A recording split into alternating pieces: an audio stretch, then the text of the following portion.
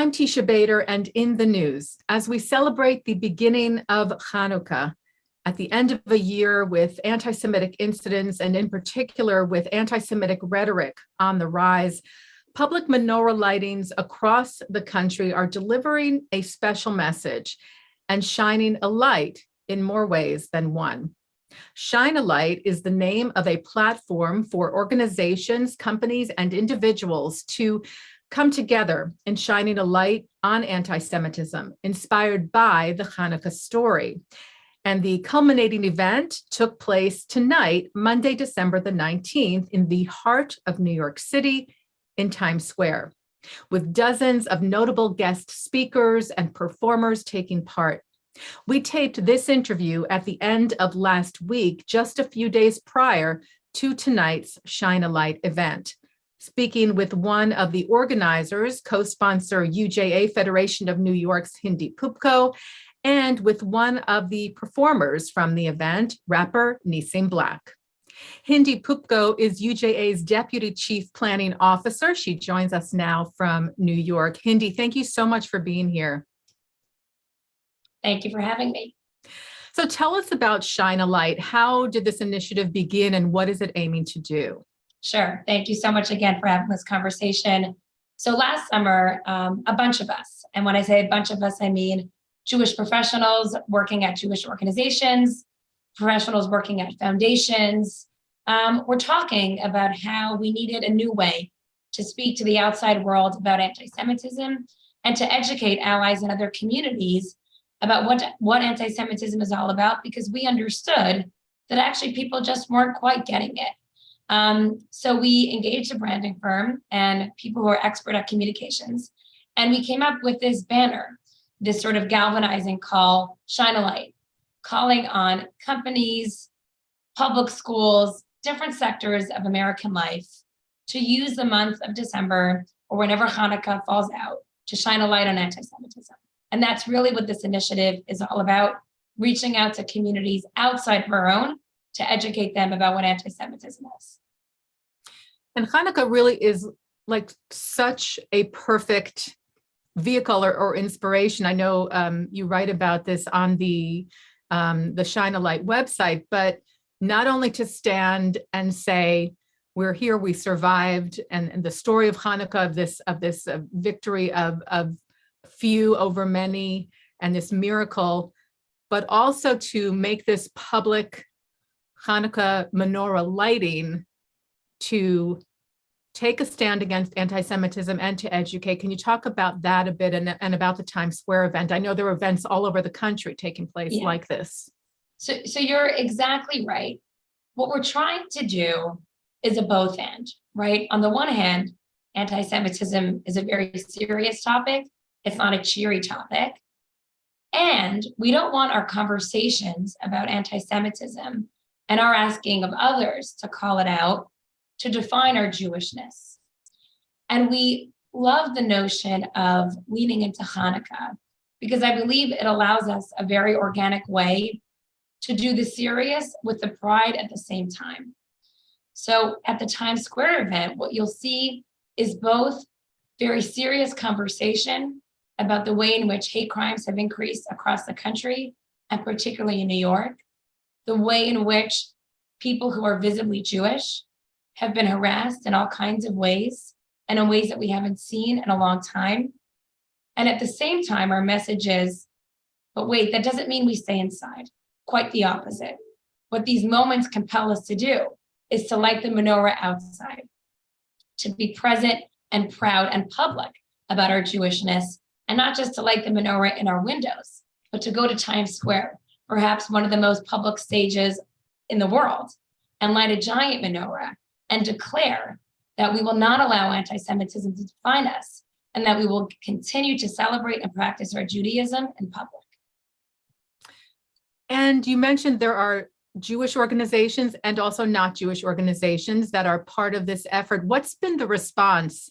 What's the sort of the feeling that you're getting when you reach out to people and to organizations about this effort?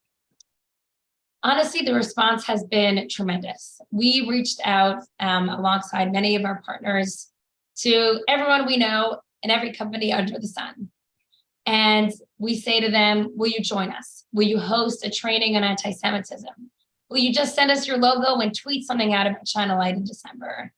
And we have been overwhelmed and frankly quite moved by the response of the non-Jewish world to this effort.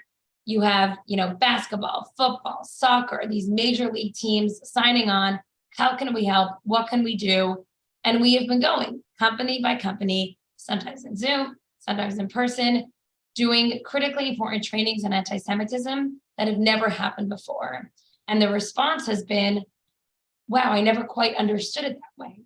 And I think we as a community didn't quite understand how complicated anti-Semitism is for outsiders to get it, because it functions differently than other forms of hate. So it's not just been sort of a cosmetic sign on, but deep and important conversations and trainings have been taking place in companies across the country. And it is so moving because, as you said, you have the serious topic and the difficult challenges that the Jewish community has faced, in particular this past year with the uptick in anti-Semitism. And then the flip side, and perhaps the silver lining, if you will, is how people are stepping up. The voices that we hear in support saying, we have your back, we're standing with you in solidarity. And often in Judaism, we see, the pain and the suffering and the joy and the celebration. It goes hand in hand oftentimes. Correct. People often say to me, there's so many Jewish organizations, why aren't you all working together? And I say, we are working together, right? It might not always seem that way from the outside, but I'm on countless WhatsApp groups with professionals from every acronym that you could think of. We are working together. This is an all hands on deck moment. We are working together in profound ways. We understand where each organization excels, and that's how we're doing it. It's a divide and conquer moment. There's no duplication. We're really working together to achieve collective impact. And that's so important because so often in the Jewish community, we say we don't agree. Everybody has their political viewpoints. Everyone has their, viewpoints on different social issues, and there's a lack of unity. But here's a really good example of proof that unity is possible, and certainly on this issue. Agree. And I just want to also have you tell us a little bit more about what to expect at the event. I know there'll be musical performances and, of course, the lighting of the menorah. How is this all shaping up? We're very excited for Monday night. So if you make it, you'll see the Moshav Band, Nissim Black, performers from Yiddish Fiddler, who have an incredibly moving performance planned, the Ramaz Choir. State and city officials will be there and sharing their messages of support. So far, please God, the weather looks okay. So we hope to have a large gathering and a really hopefully uplifting performance and gathering. It sounds wonderful. And we're going to be speaking with Nissim shortly. And you mentioned that the cast of Fiddler on the Roof in Yiddish and Joel Gray, which is really so exciting. And also events that are happening for Chanukah across the country, really. You have things going on in Massachusetts, in Kentucky, Georgia. It's very exciting. And I think what's nice about China Light is different communities can tap into it in ways that feel most resonant to them, right? Not every community has a Times Square. So it will be in their town square, in a public park, inside a synagogue, because maybe it's Minneapolis and it's too cold to go outside, right? So every community has really found a way to make it their own and shape these local events in their image. And what happens after Chanukah, Hindy? Is there a plan for what comes next? So one of the funniest questions we get from companies is, am I allowed to do an anti-Semitism training in January? Well, yes, that's allowed. So there are many relationships that have been ignited because of Shine a Light, and our intention is to carry those through. So not every corporate calendar enabled a session to take place in December. So we have a whole list of companies that have said, yes, count us in, and they'll take place in January, in February, a corporate retreat in the spring. So nothing stops in December. Rather, we use December as sort of a galvanizing moment and to get a lot of people to say yes, and then we stay on them. Well, Hindy, congratulations to you. And I know there are so many organizations Yes. that, as you said, have come together for this common goal, Jewish and non-Jewish organizations that are partnering. We appreciate each and every one. And thank you so much for getting this off the ground and for joining us here on JBS. Thank you for having me. Hindy Poupko is Deputy Chief Planning Officer for the UJA. We thank her so much for her time. Well, as I mentioned, among the many wonderful performers in the Shine a Light event in Times Square is musical artist, rapper, singer, songwriter, and producer Nissim Black, who also just released a new music video in collaboration with American Friends of the Israel Philharmonic, especially for Chanukah. Nissim, thank you so much for being here on JBS. Thank you so much for having me. I really appreciate it. Our pleasure. So let's start with Shine a Light happening in Times Square. You'll, of course, be performing as an artist, but the event is also making a statement about standing up against anti-Semitism. Is there a message that you're hoping to convey with your performance? Well, I think the biggest thing is victory. My performance all the time is one of it's very fire-filled, I always say, very high energy, but at the same time it carries this very deep undertone that is very emotional at the same time. So I think that it's very appropriate for something like this because all those elements have to be discussed when we're talking about anti-Semitism. It hits us in places that are very deep and very emotional. In order to combat it, you need a whole lot of fire and you need to be victorious in order to come out on top. So I think it is very, very important for me to be there. Not only that, it's a great deal of the anti-Semitism that we're combating right now. Has a lot of this rhetoric right now has been very much so pushed by the African-American community, where, I'm from the African-American community as well. So I think it's a major statement that needs to be made, and I'm very excited to make it. So important. What has your experience been as far as how do you respond in particular to words and remarks that are hurtful and hateful that do come from some celebrities, including from the African-American community? How do you respond, or do you respond? I think sometimes when things actually call for me to respond, I will respond. At other times, I think it's always been the resilience of the Jewish people to stand in times of adversity, not necessarily the way that we directly deal with people, but it's sort of like, how do we move as we're going through, this type of situation that we've been dealing with has really been going on for several years, but I think everything has been come to a bubble over the last few months, and it's been pretty outrageous. I think the biggest thing has always been is we're not victims. We turn victimhood into victory, and the way that we do that is by continuing with our resilience, being outstanding. They want to get loud, we get louder with acts of kindness, louder with spreading our light into the rest of the world, louder in terms of doing all the good and all the things that we've been able to do to be able to improve and add to humanity.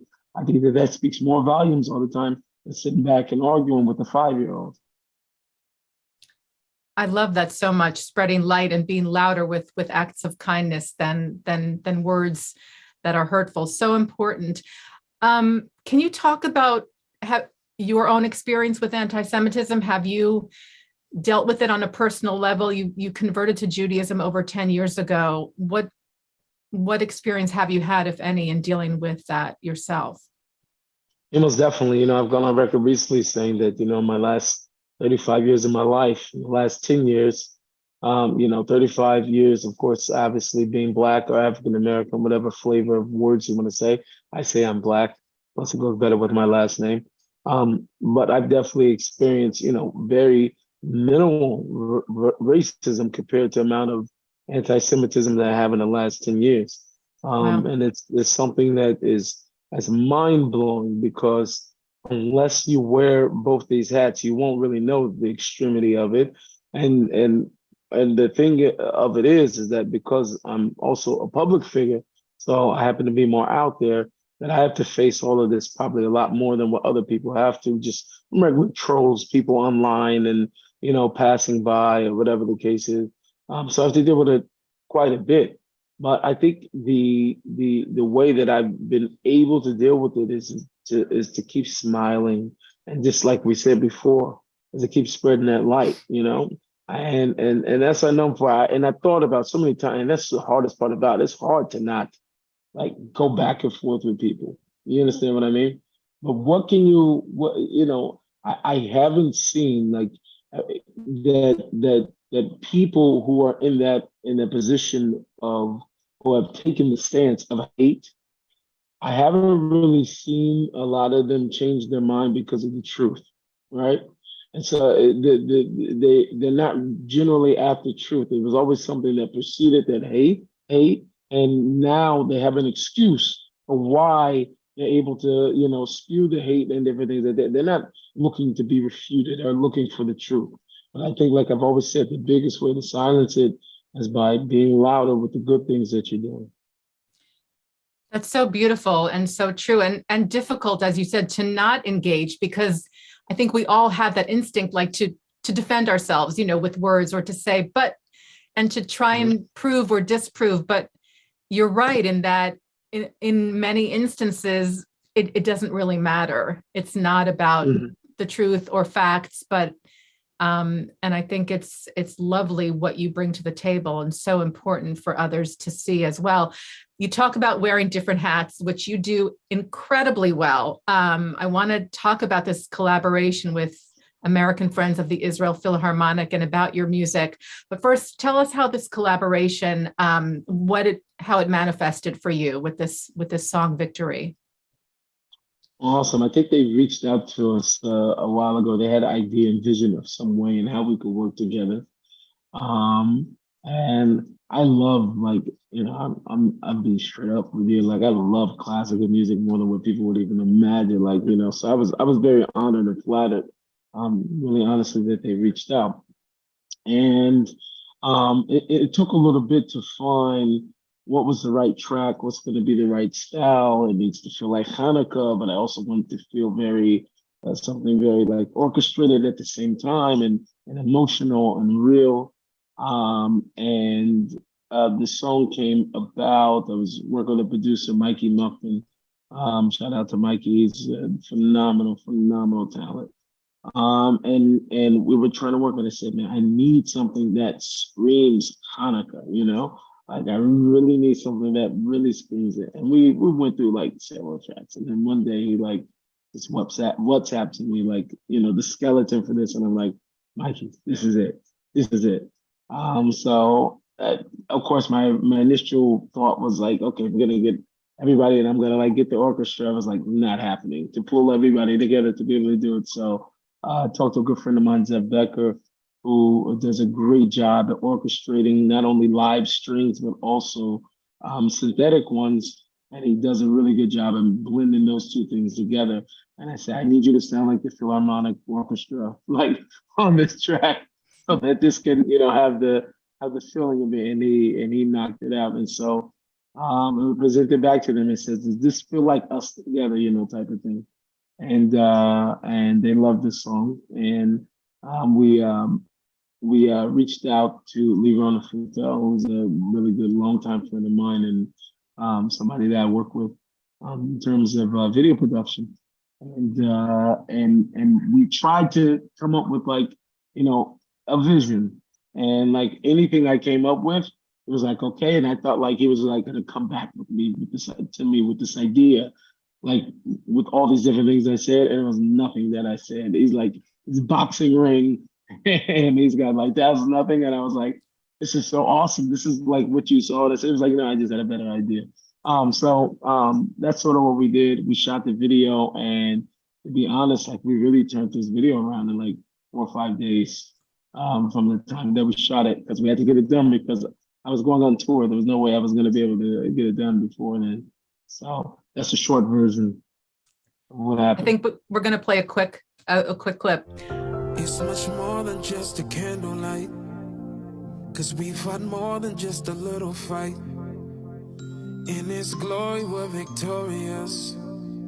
The greatest war, look what He did for us. Yeah. We laid it all down, and we're still here when they're all gone now. Smaller numbers, but we're strong now. We share the news and show the world how we didn't fall down. Even though I try to be more modest, I still find it harder on these days. I came to celebrate my victory.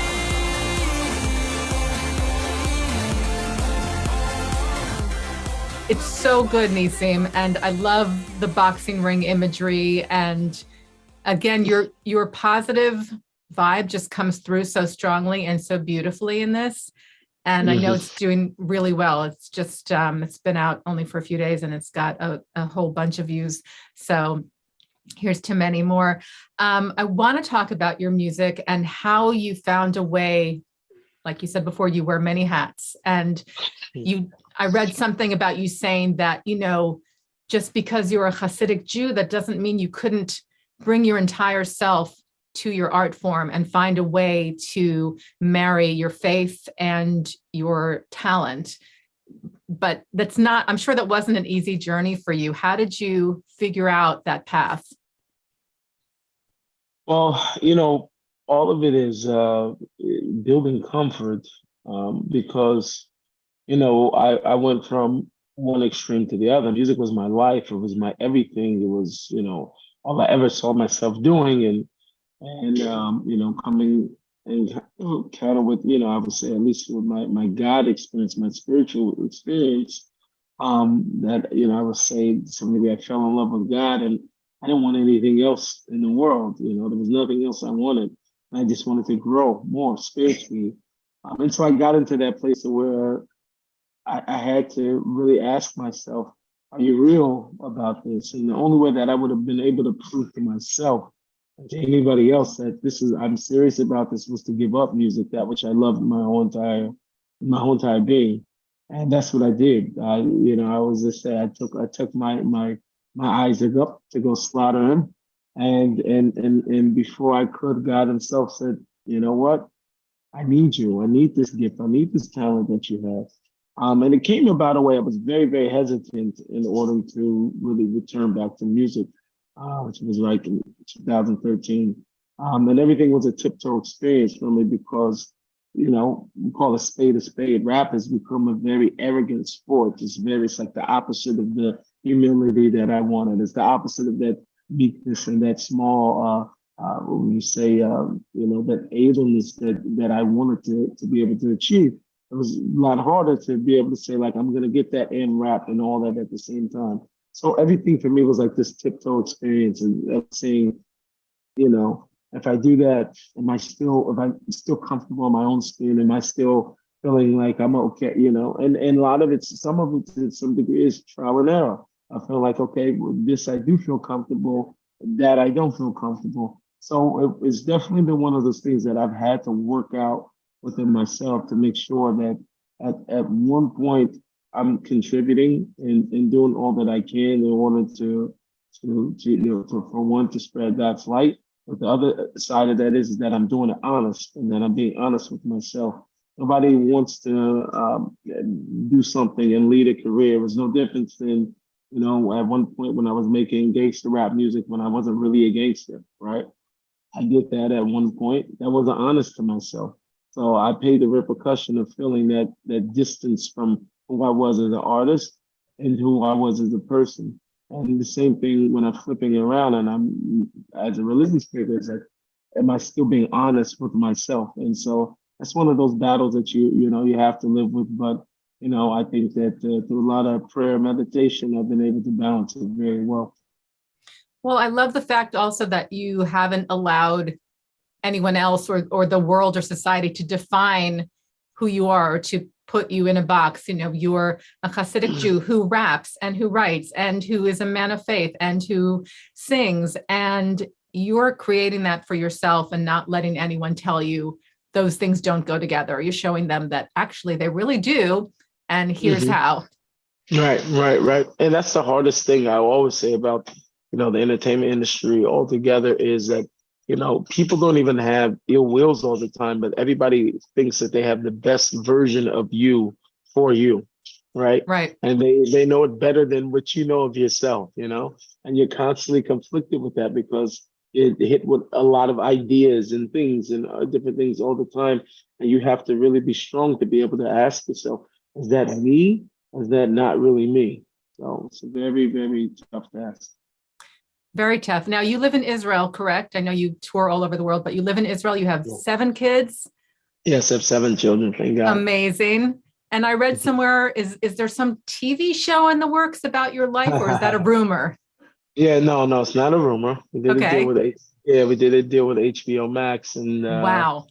And I myself and Sally Richardson and Moshe Kasher are underway on a TV series. And it's a dramedy, not a comedy, but a dramedy based on my life story.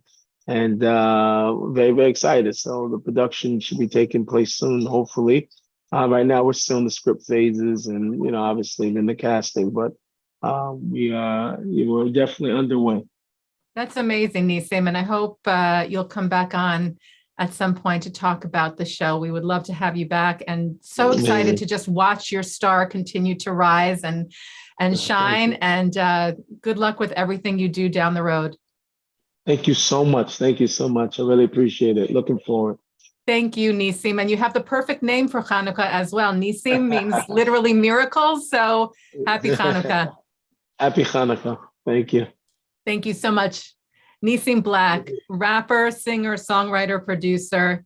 Thank you so much for joining us here on JBS. Thank you. And thank you, as always, to our director, Sloan Copeland, JBS Managing Director, Dara Golub, Technical Manager, Michael Paley, Transmissions Manager, John McDevitt, Producer, Carol Lilienthal, and Executive Producer, Mark S. Golub. And thank you for watching In the News.